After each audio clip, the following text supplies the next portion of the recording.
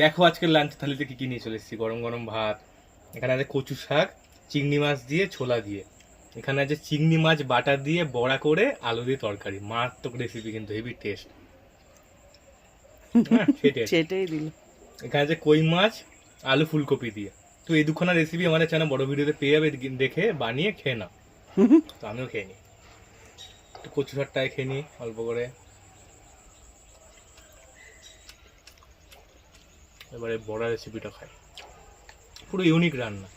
একবার অবশ্যই দেখে বানিয়ে বুঝতে পারবে যে এটা কি রেসিপি। কেমন হয়েছে? হ্যাঁ, পুরো ডিফারেন্ট রান্না।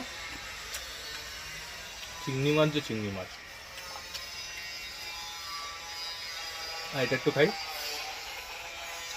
একটু ঝোল, ফুলকপি।